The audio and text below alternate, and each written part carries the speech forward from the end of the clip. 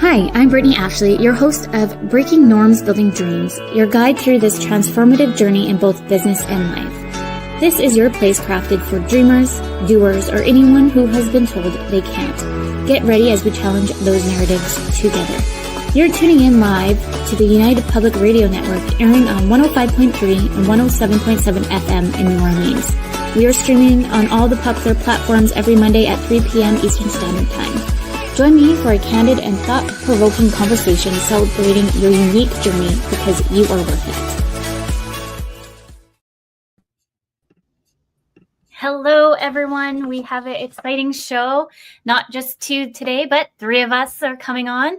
Breaking Norms, Building Dreams. I'm your host, Brittney Ashley, and we are broadcasting live on United Public Radio Network and UFO Paranormal Radio Network at 105.3 and 107.7 FM in New Orleans. Get ready to escape the routine and join us for the next hour as we break norms and build dreams. I'm so excited to both have you guys on the show. Everyone knows Nadine, but no one knows who Carolyn is. So I'm so excited to dig in deep because today's all about imposter syndrome and self-doubt. Let's just do a quick little introduction, Nadine, on who you are. Nadine is an international and certified coach helping ambitious moms get their mojo back.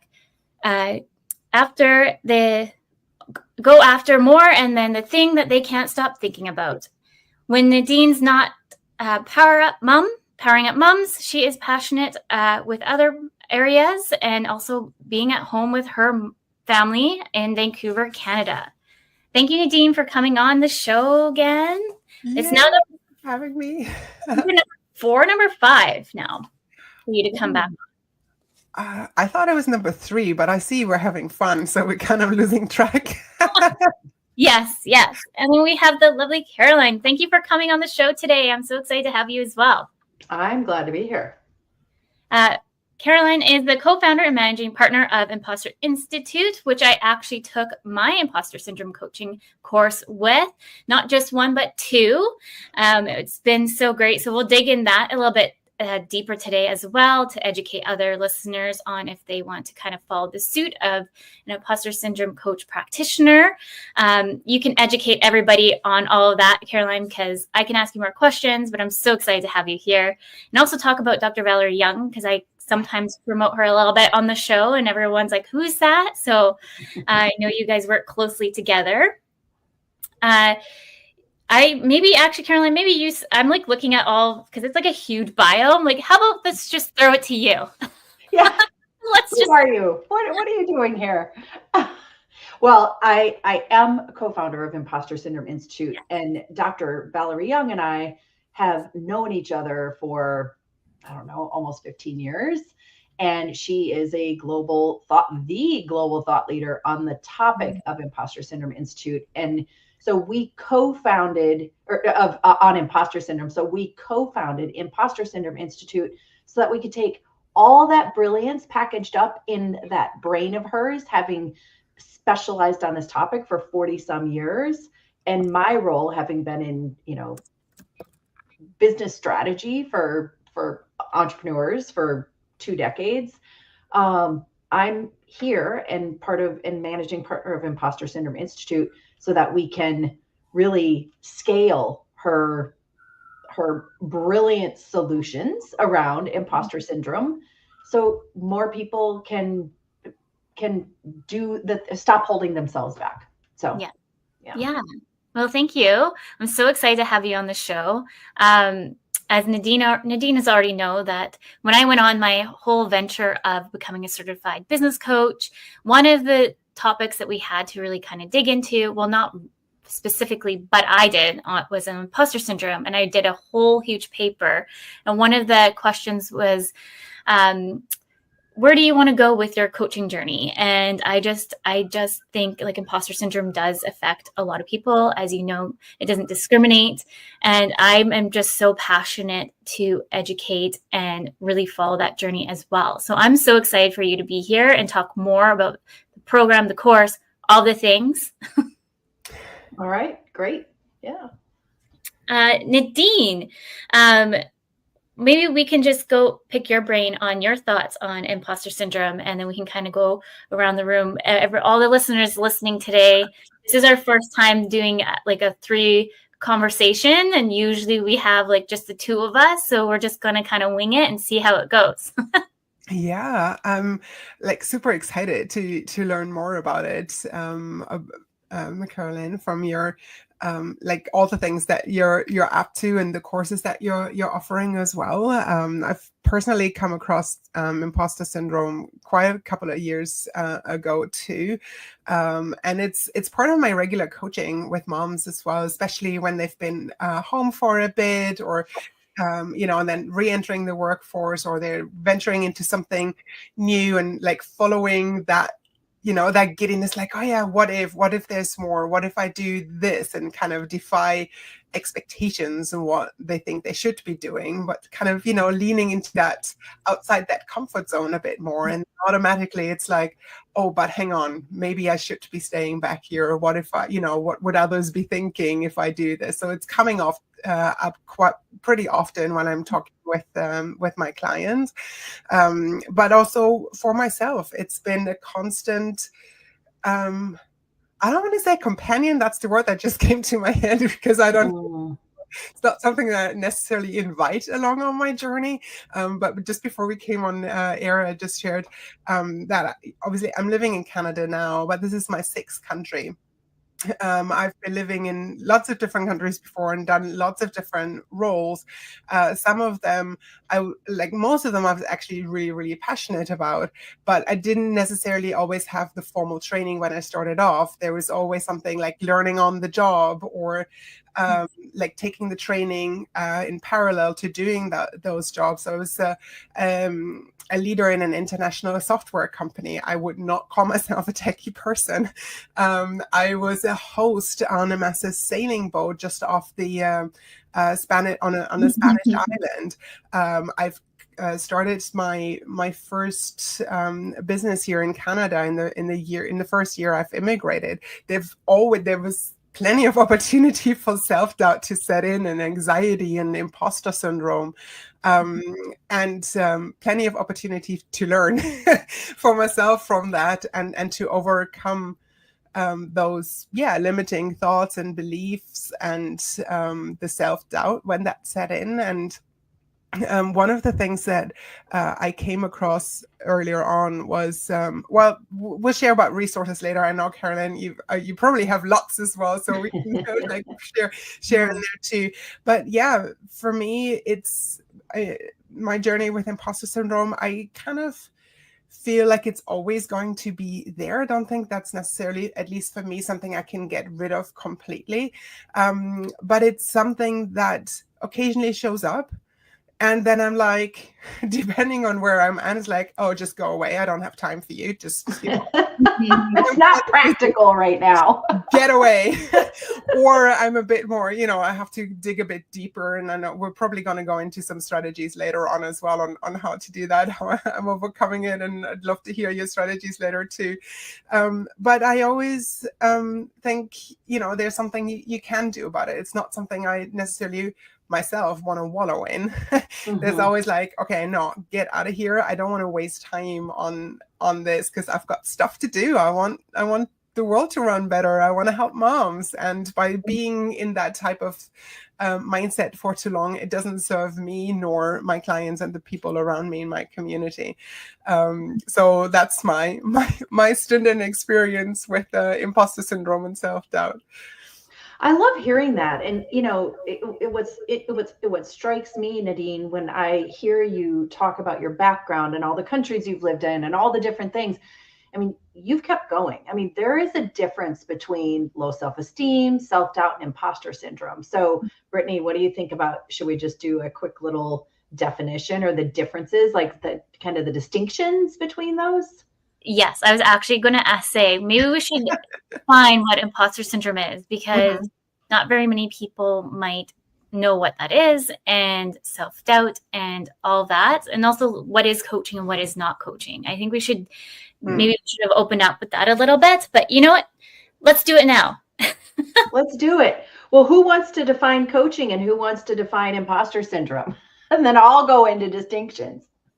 Yeah. So overall coaching, just anyone listening, is just really looking into the future, going to the present, versus like if you're going to a counselor, they're going to be looking a little bit more, digging a little bit deeper in the root of the causes and asking more curious questions in the past that may be rooted into the present. Versus when you're working with a life coach or business coach, we're really kind of going forward with you towards your goals and setting measurable goals to really make sure that those are actionable for you. Mm-hmm. And we can't diagnose or anything like that as a coach. That's really like a therapist or like counselors, right? That they can actually do that. We are not certified by any means to do any of those. Mm-hmm. Yeah, that's a great definition of coaching. And actually, I haven't even, for as long as I've been in the coaching world, over 20 years, I've never really heard it described that way, which I love. So yeah, that's one of the beauties of you, Brittney. So, imposter syndrome is a belief shared by millions of people around the world, both, those who identify as male, those who identify as female, that they're not as talented or intelligent or capable or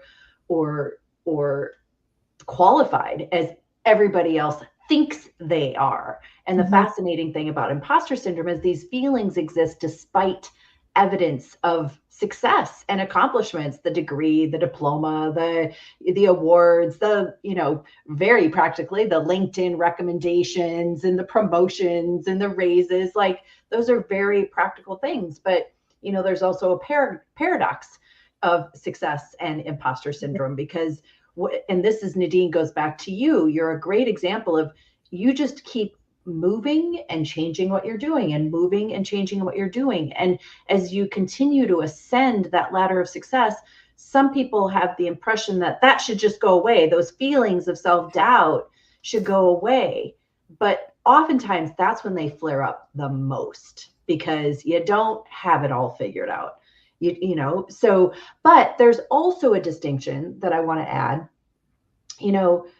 Self-doubt is normal for all of us. Like, I have my bouts with self-doubt, but it doesn't mean it's imposter syndrome. So if I take defining imposter syndrome just one step further, it has 3 components. And the first is this false belief that you somehow managed to fool other people into thinking you're more talented or intelligent or competent or capable than you really are.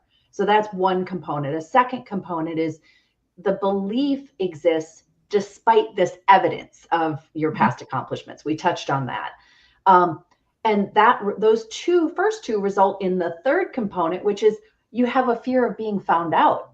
So that's where the imposterism shows up. And it's those 3 components that really help people to define, is this what I'm going through or not? Yeah. And I think, like, when I joined the course too, I was always kind of like, I thought I knew what imposter syndrome was because I did all the research, all the things. But then it was so nice just to kind of come in at it thinking that I knew everything. But then I learned so much more when I came into the course with Dr. Valerie Young and you, that it would kind of open my mind a little bit more. And also too, it was like, because I spent all this money becoming a certified coach, business coach, and all these things. And then I was like, let's go get another course. So I'm like the expert.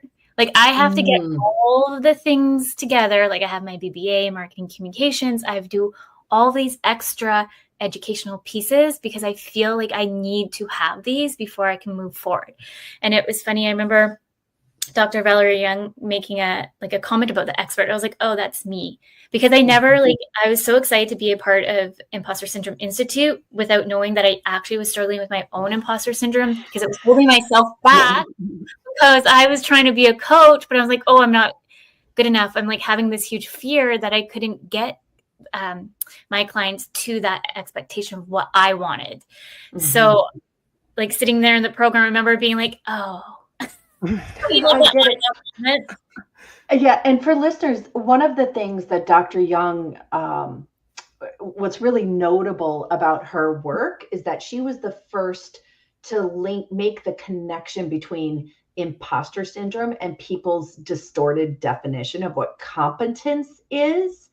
And so she started to observe that we have collective misdefined definitions of competence, and there are 5 of them. We colloquially they're referred to as the 5 types of imposter syndrome. And so, Brittney, you were referring to one of those 5 types, which is, I'm the expert. I need to know everything. Like, I've got to, or I'm not competent. If I don't know everything, I'm not competent. But there are other people who are perfectionists. You know, if I don't do everything perfectly, I'm not competent.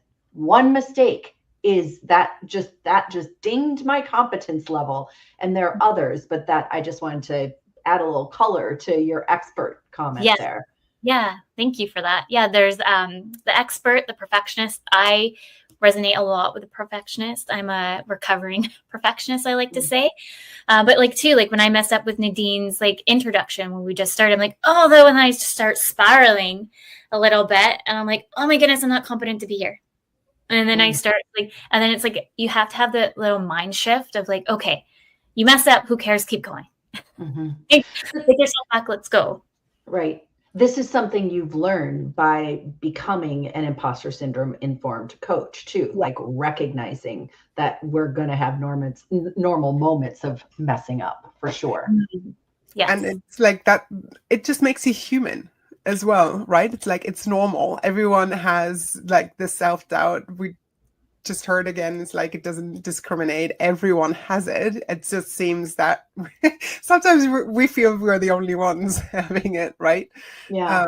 Or that's also specifically women tend to have it, even though, you know, men have imposter syndrome just as much, but they might not be talking about it because of other negative feelings around it, right? It's like stigma or shame or those types of things. Like, men are not supposed to feel those types of things, so it doesn't show up. But I think, wasn't it Albert Einstein who famously had imposter syndrome too?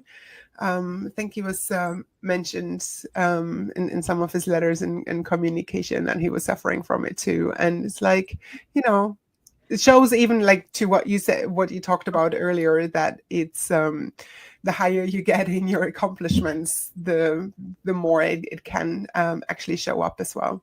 Yeah. You know, it's interesting. It's funny you bring up Einstein, or Einstein, as you say, because you're German, right?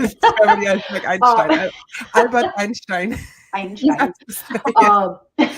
Is that imposter phenomenon is actually the term that was first co-coined by 2 psychologists back in 1978. And so kind of, you know, long after Einstein may have expressed this, but they were the first to define it, to coin it as that feeling. Now, it's called imposter syndrome these days. It just kind of evolved into imposter syndrome in popular culture, despite the fact that it's not a diagnosable disorder or on the DSM. You know, it's not what a therapist would consider a syndrome. But a syndrome is also a series of, you know, a collection of experiences and commonalities that can make something a syndrome. So the name, it can be a little misleading depending on how literal you are in the definition of words. But, you know, the fact that Einstein had alluded to something like that, it hadn't been named until decades after he probably experienced it. Yeah. So and I do know he suffered from dyslexia, which I also have dyslexia. And so like, I think it resonates a lot. I think we kind of talked about this in the program a little bit, those with learning disabilities. Yes, we were very resilient to move forward past certain areas. However, it kind of shows up a little bit more for us sometimes, because it could be kind of, because I grew up I would say it was very hard growing up with dyslexia in school, because you're kind of labeled as dumb or stupid, or you were not good enough to be there. So it's kind of like you're always trying to prove that you're good enough to be there. And that's probably why I kind of venture into like the expert role of feeling like I need to get all of these degrees or certifications, because I feel like I need to have this behind my belt before I say, yes, I'm a coach, or yes, I know my marketing kind of situation. Yeah. Yeah. I'm Just processing. Mm-hmm. Yeah. But with that, maybe we can talk on some common signs and symptoms of imposter syndrome. Just anybody kind of listening, maybe Caroline, you can kind of dig in a little bit deeper there. So if anybody's listening, they can kind of like, oh, these are common signs that are kind of showing up for me as well, that they can kind of connect with. Yeah, I think that's a great idea. We talked about the expert and the perfectionist. The expert, if you feel like you need to know everything before you'll raise your hand in a meeting and share an idea, that might be a symptom. It might be a behavior. But what happens is a lot of people they're these coping and protecting mechanisms that we use when we're trying to deal with this, this fear of being found out and deal with our imposter syndrome. And they're at least 7, but 3 of them are incredibly common. And one is procrastination. And Nadine, it'll be interesting to see how this lines up with, what you notice, but procrastination. So let's just say, and I want to say this very quickly. I know that, some listeners might be experiencing imposter syndrome personally, directly in their role as, this is something that typically applies to achievement arenas, work, school, business, career. So someone might be listening and saying, yeah, I absolutely can identify this. And the other thing I want to mention is we don't recommend diagnosing people. So, I wouldn't, if I'm in a conversation with my neighbor, for example, who is a managing partner at a large, management consulting firm, if she says something, I probably wouldn't say, oh, that's imposter syndrome you have. So we're more about helping people self-identify and helping coaches, the people who support people with experience, helping them, and this is what Brittney's experienced with us, helping them find a way to, in a direction to take the conversation and have tools to deal with it. So the examples I'm using here today are not any kind of diagnosing you. It's just saying, here's some behaviors you might notice. So if you're procrastinating, it might be like Brittney, in your case, you say you're an expert. If you procrastinate, it might be because you're like, oof, I don't really want to put out this report because I don't know everything and I don't want to be judged. And if I'm not competent enough to know everything, then I'm going to put off writing this report, or I'm going to put off doing this thing. So procrastination is a way that you might cope with those feelings of being that imposter type. I'm like going through that right now as you're saying. I'm like creating an SO. I'm supposed to be presenting in front of like a whole bunch of different agency owners, all of these like people who want to grow agencies. And I've been asked to come in and talk about SOPs. And I know SOPs. I know what to do. I know all the things and ins outs of all the things because I can get thrown into a conversation and guide you. But now they want me to come present. I was like, and it's supposed to be on Wednesday. I'm like, I haven't put a PowerPoint together. I'm like procrastinating because I'm like, maybe they'll forget about me. But I have to do it. Yeah. Let's see how that works out for you with them hoping to forget them. Yeah. But then the other thing is that I am a perfectionist and I don't want to go there without being prepared and over prepare myself. It's like I don't know. I'm like a mix. It's actually a perfect example because this is like the exact opposite of procrastination, right? Some people behave by overworking and over preparing because they don't want to be perceived as, not as capable or less capable than they really are. So they put in more effort than necessary, and that can lead to burnout. So, you're looking at 2 opposite ends of the spectrum there, which is quite interesting. Nadine, what do you notice with your clients? I'm curious.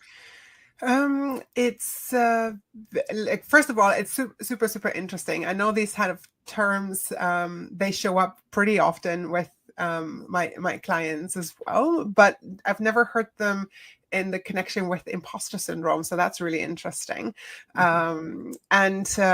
Yes, to like the procrastination parts could come up, but it's mainly the perfectionism that comes through and people pleasing. So I wonder if one of those things that you have on imposter syndrome is also shows up as people pleasing. Usually as mothers, it's not kind of we're societally like through society trains like we're taking care of everyone else's needs 24/7. It's just everyone else all the time, and so it's difficult to look out for our own well-being and what we as moms want, or as women with our own goals and our own identity, and so that often shows up in like not really going for what you want and putting everyone else's first. And then the overcompensating for maybe being home and caring for your children for a year or two, or maybe longer, depending how long maybe you've been out of the workforce, or, it's like, oh, you have to prove yourself. It has to be right. What if, what will they think of me if I go into that interview that I, really like, but then it just has to be perfect. And this whole like overworking, I mean, it's difficult anyways. Like just raising kids is a full-time job. Having a full-time job is a full-time job. Trying to combine the two has its own challenges that show up. But it's constantly this battle of trying to do 180% for everyone, and you're coming out nowhere near sane at the end of it. And so the perfectionism is huge, and trying to make it right by everyone and not disappointing anyone. It's like when you do have to leave at 3:00 because you need to pick up your kids from daycare, or they're sick in the middle of the day and you need to leave because you're the default parent.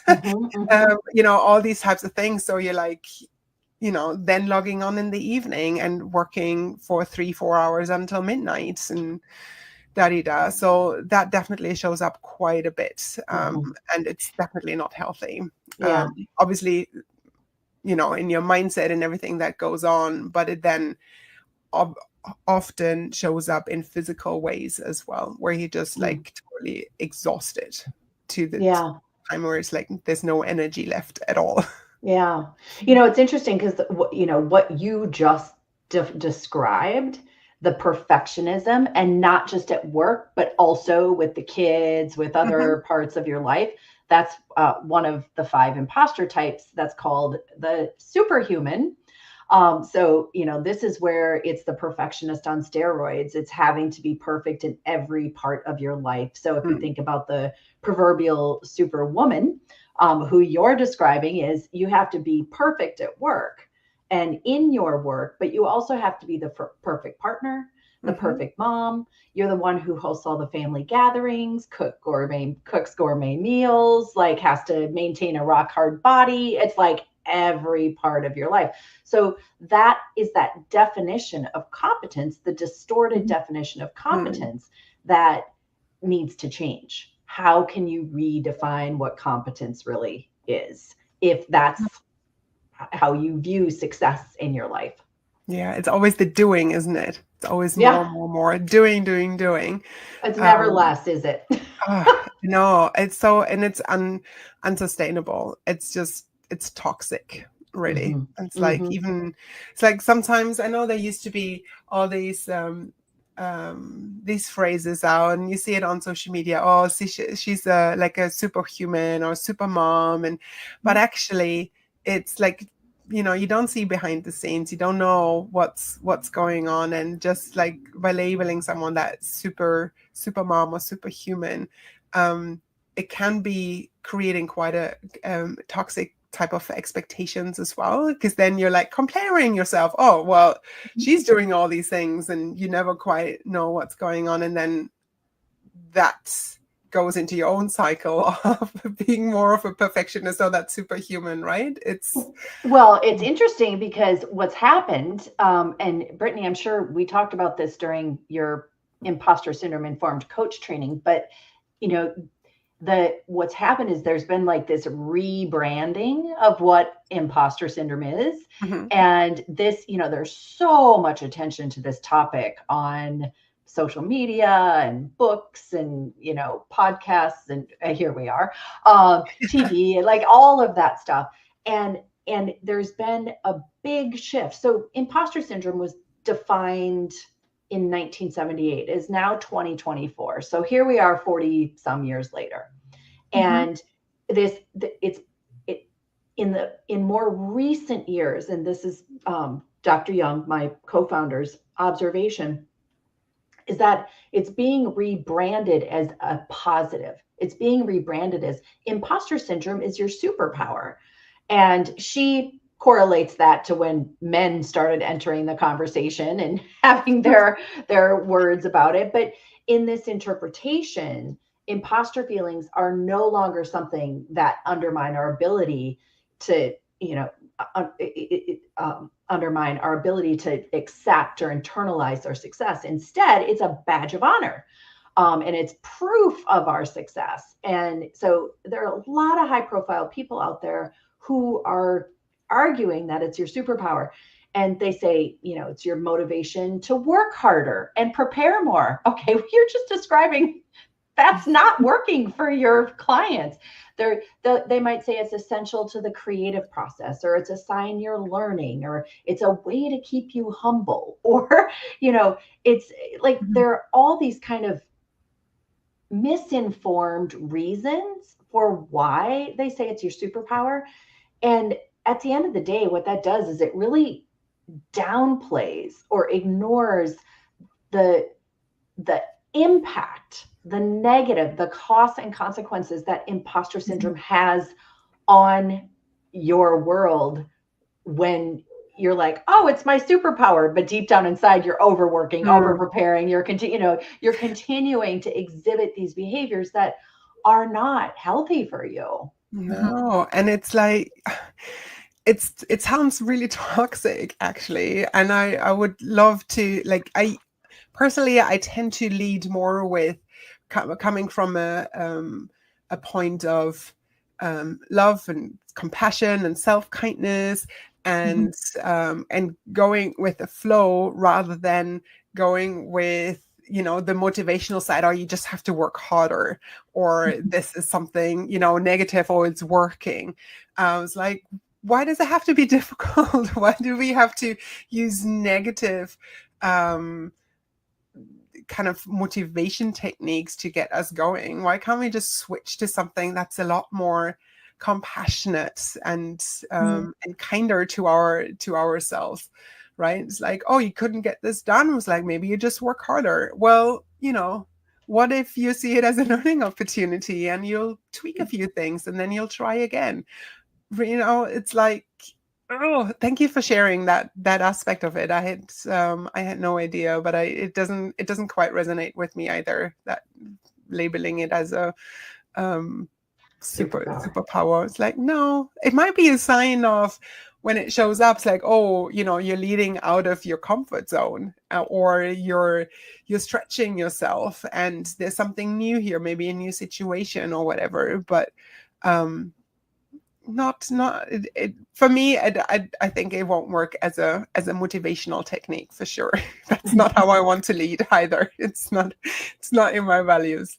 Yeah, and I think it's all about what we put out in society as a whole too. So we are always, if you look over in Europe, Nadine, you can help shed light on this.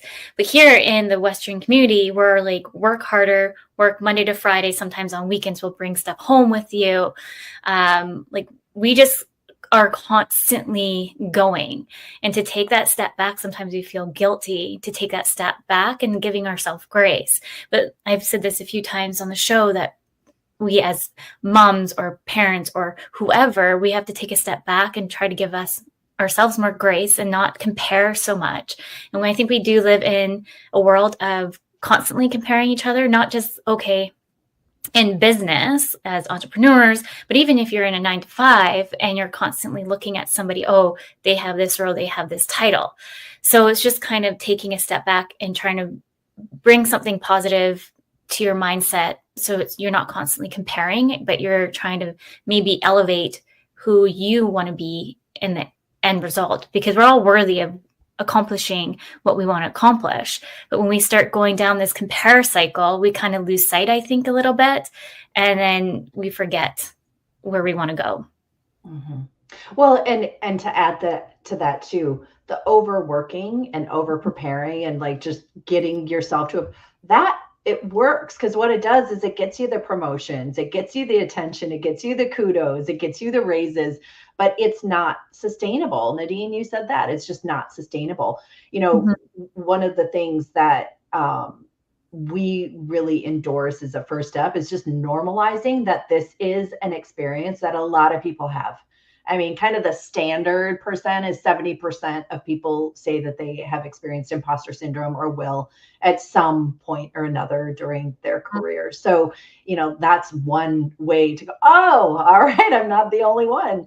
But also just understanding like this shows up for a host. There are a lot of different sources that can fuel or feed an imposter experience. And so really understanding what that's from, to your point, Brittney, you're like, we don't want to like veer into therapy because we're coaches, we're future focused. We don't want to veer into therapy, but one source is, family expectations growing up. There are some families that might expect perfect straight A's, and that fuels things later in life, that anything less than perfection is unacceptable. Mm-hmm. So that is competence, so there are some things, but there are all sorts of other things that contribute to feeling and having imposter moments and having an imposter experience. So some of it is the confidence gap between women who identify as, or people who identify as women and people who identify as men. It's your confidence is lower in women's confidence is lower in their 20s and 30s, which are, starts to ease up in the 30s and or 40s and 50s. And by 60, women are more confident than men. And they're like, screw it, I don't care anymore. But, when you're in your 20s and 30s, those are career platform building years. So if your confidence is lower, I mean, studies show that in a leaderless group, people choose the more confident leader than the more competent leader. Yet you see women going out and getting, Brittney, just to your example, going out and getting more designations, more classes, more training, more of this, to feel more competent, when that's not really the case for everybody. So, and there are a lot of societal factors as well. If you are in a room where you don't look or sound like other people in that room, that could impact this, create a sense of not belonging. So, if you're one of the first or just one of a few or the only person to represent, to rep, that can make you, that can fuel imposter feelings as well. So there are a lot of different sources, and it's really helpful to help to understand, as if you're dealing with it directly, to understand what sources might have contributed to it. And as a coach, if you're coaching someone with imposter syndrome, maybe to help them figure out what that source is. But that's, that is not therapy. That is just saying, all right, that is normalizing it and saying, I mean, there are entire industries that fuel imposter feelings. Like, let's just say STEM is one example. If you're in science, tech, engineering, medicine, it's very common, because how can you possibly keep up with everything there is to know in a rapidly changing, fields? And so if you feel like you're always having to like run to catch up, you can feel like an imposter if you can't keep up with everything that's happening. And so, so there are a lot of different situational, familial, confidence, societal, like there are a lot of things that really contribute to it. So if you're a coach helping your clients understand and kind of go, oh, well, of course I feel like an imposter. It's because of this. That's really, really helpful.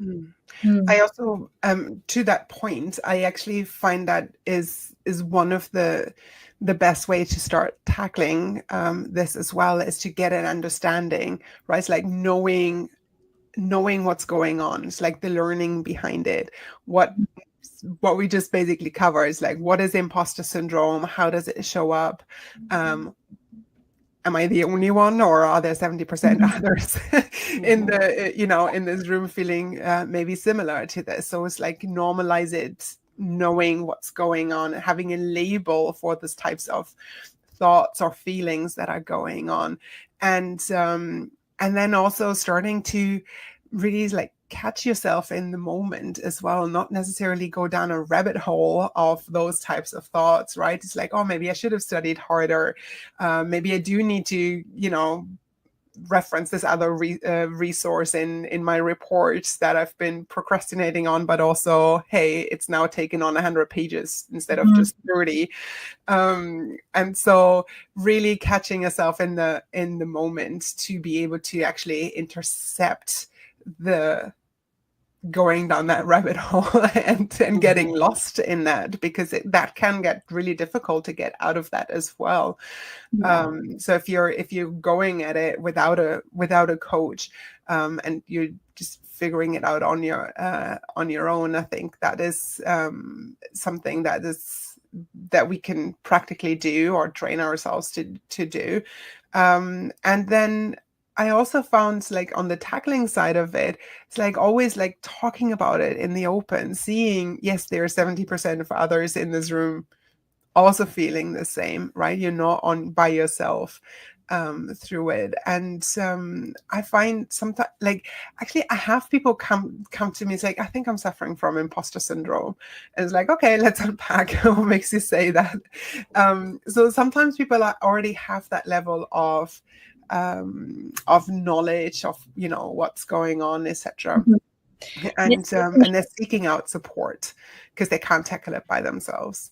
Yeah, and it's good to kind of know too that sometimes you might feel that it is imposter syndrome, but it could link just into anxiety. So try to make sure that it's not just, because I find so many people come to me and it ends up being, oh, it's just anxiety, because I have a lot of anxiety too.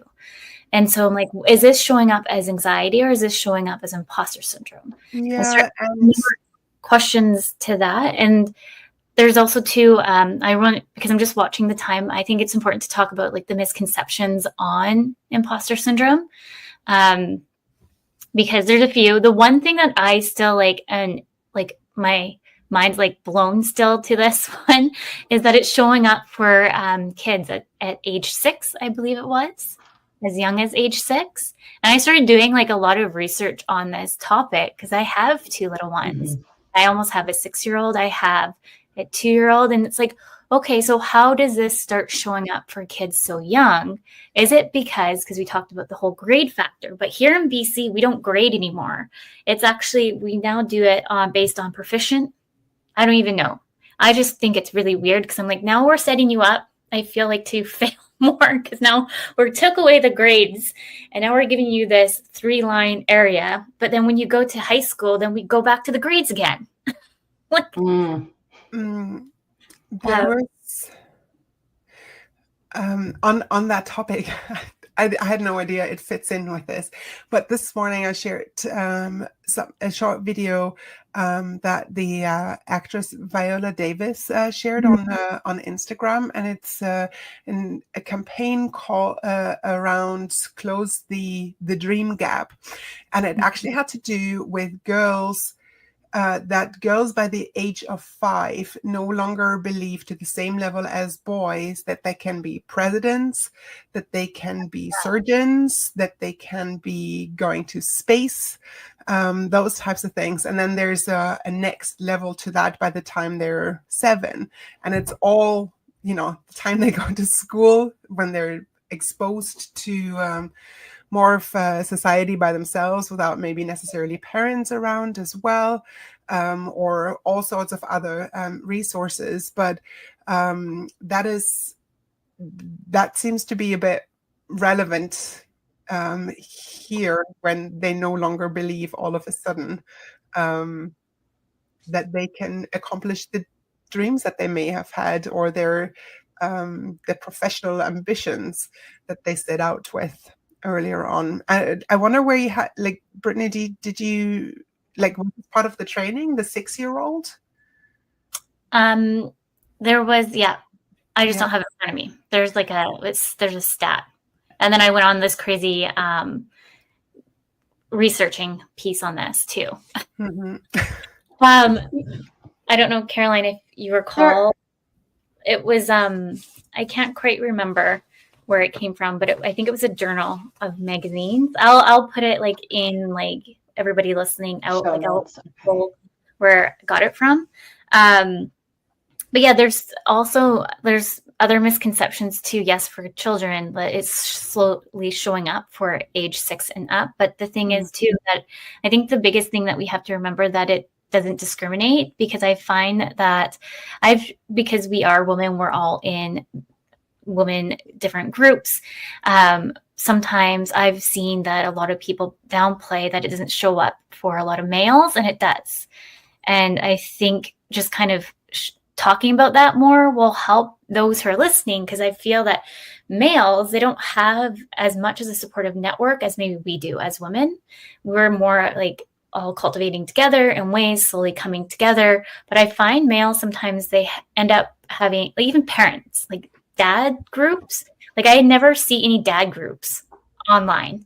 It's usually for mom groups, which is great. But I do feel for, like, those single dads, or just dads alone, not having those kind of conversations for other dads of spitballing ideas when you're dealing with a crazy 2-year-old. Because I know, Nadine, I can, like, message you on my crazy day. I think it all plays in with the toxic masculinity as well, and we're not necessarily promoting men live out all their emotions that are not just restricted to maybe frustration and anger and rage, but it's like, how often do you see men cry? How often do you see them purely happy because when you online see how they watch their children take their first steps? It's always the mothers, it's always this the woman as the carer. You don't see, even on TV shows or in movies, it's always, or it's usually the woman who's, like, embracing that, and men are either they're very or oftentimes they're very contained with their feelings. And I think there's a good dose of maybe guilt or shame, or what does that say about me when I openly when I openly say maybe I shouldn't be in this position, or it's like I feel like I don't really belong here. And it does show up. Like, I'm coaching fathers as well, and they're usually the ones that do come to me. They are more in tune with their full emotional brand, and they're not afraid to say, is like, hey, I'm kind of out of my depth here. how do I tackle this? And it's, I think there's a bigger thing here of men talking about all their feelings in a constructive way, including imposter syndrome. Like, last year in November, I went to a networking, it's called Uplift, and, like, the number one thing that everyone kept talking about was imposter syndrome. All the speakers kept saying about imposter syndrome, but I do think that they were kind of mixing the two together for limiting beliefs. But swinging back to why I'm kind of brought up, just kind of shedding lights for males, yes, it does affect imposter syndrome, is because I do have a son. So it's like, how can I educate myself as a mom to a little boy to know, okay, that, let's just have that kind of open, speaking, safe place so we can kind of cultivate what their generation is going to look like next. Because the one thing that we were seeing at Uplift, it could have been nice, because yes, it was all for women empowerment, everyone come together, let's talk about how we build our businesses. But we could have also extended the platform saying, hey, to any of the male friends, do you want to come with us and come learn what we've also experienced? And there was at least 300 women and 5 males that came. Wow. This. And I think if we maybe extended that little, come on, like it is open to you as well, they can also learn too what we're experiencing behind the scenes of, like, I know for me, I feel like sometimes I don't like having discovery calls with males because I'm like, oh, I feel like I'm not worthy of being on the same platform as you, because I know you're coming from tech, where I used to come from tech. So it's like that kind of level, right? So well, I want to add something here. You know, with imposter syndrome, a lot of research comes out of academia, and they found that Asian American men have the highest rates of imposter syndrome. And some of that is family messaging, because Asian families value collectivism and, you know, not bringing shame to your family. So, you know, there are a lot of men at the highest reaches of corporate America running companies who experience imposter syndrome.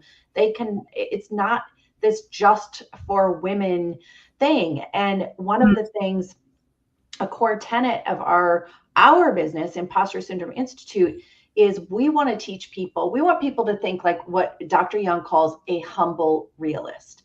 And a humble realist, so when we talk about 70% of people experience imposter syndrome, you start thinking, well, what about these other 30%? Well, some of that 30% are really just what, they're arrogant jerks, basically. Like, a little bit of the Dunning-Kruger effect. They think they're smarter or more talented than they really are. So we're not talking about them. We're not talking about the person who needs to be the smartest guy in the room. But what about these other people who are just genuine, like they're genuinely humble. They, but they don't experience imposter syndrome. And the only difference, we call them humble realists. And the only difference between a humble realist and someone who experiences imposter syndrome is that in the same situation where I might choose or feel like an imposter, a humble realist recognize they don't have that same experience. They recognize that their skills and their talents, they take a healthy pride in their achievements. But they also have a healthy understanding of their limitations, which also brings it back to how do you parent your kids? So if you can parent your kids and raise them as humble realists, let's hope that that takes one of the sources away from them having an imposter syndrome later in life. I like that. Good tip. Thanks, Sue, for sharing that. I love that. I'm just thinking, I'm looking at the time here. There's so many other questions I could have, but maybe, Carolyn, you can talk more about the program, Imposter Syndrome Institute. I've been at the 2 levels. The first one, I think I was the second cohort. And then I came in. Tell us more. Well, everyone's listening. Yeah. Well, this is really for the coaches who are listening, or those of you who have a coach and you want your coach to help you through this. So we have a program that we run twice a year called the Imposter Syndrome Informed Coach.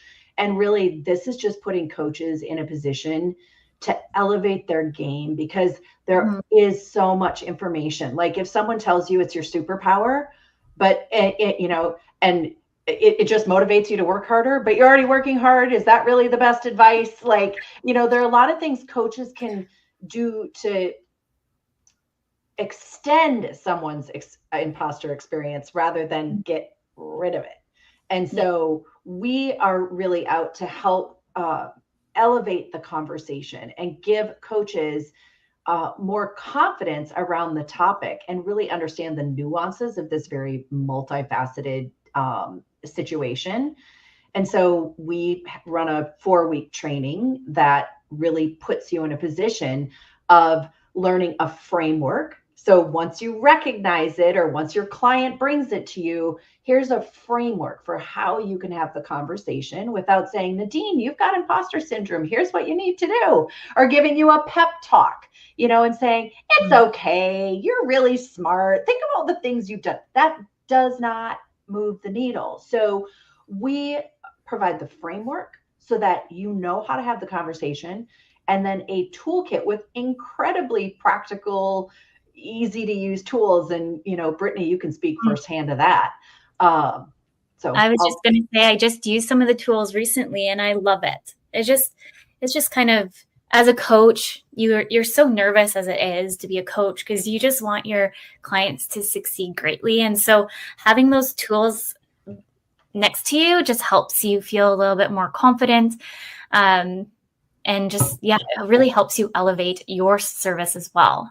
So I can't recommend Imposter Syndrome Institute highly enough. I think I tell Nadine all the time how much I enjoyed the program, both of them, not just the one, but both of them. I feel like I definitely learned so much more at your guys' program than the ones that I've been at to prior. So that's why I always recommend everybody to go experience it, because it helps you not just feel confident as a coach, but you have all these different tools and you get to meet all the great people. I love the collaboration piece of working with other coaches too around the world and having that kind of one-on-one experience with them, and you learn from them. It's just great. I can't say enough great things. Yeah. We're really proud of the program, and we have gotten just the most amazing feedback from coaches who are like, I have taken so many other programs about imposter syndrome, but they feed into the kind of the mistakes instead of real, tangible solutions. So, so, I think we've got a link scrolling through here for your listeners. If they go to impostersyndrome.com/BNBD, what is it? Breaking Norms, Building Dreams. Then you can get on a wait list for when we announce it and save some money. Thanks to Brittney. Yeah. I put it in the chat for everybody in the comments, and then it's just scrolling through right now. If anyone's watching on YouTube, LinkedIn, Facebook, put that in the URL and you'll get directed right to where you need to be. Is there any last? I'm just looking at the time because we're almost at 1. It's always exciting when it's already we're having so much fun here, and then it's 1 o'clock almost here. Time is flying by. Any final thoughts, Nadine? Oh, well, I loved our conversation. Thank you everyone for tuning in and listening into the very end as well. Just check out the resources, everything that's going at the bottom of the screen there. Can't wait to dive in as well. Carolyn, it's been wonderful meeting you and learning so much from you as well.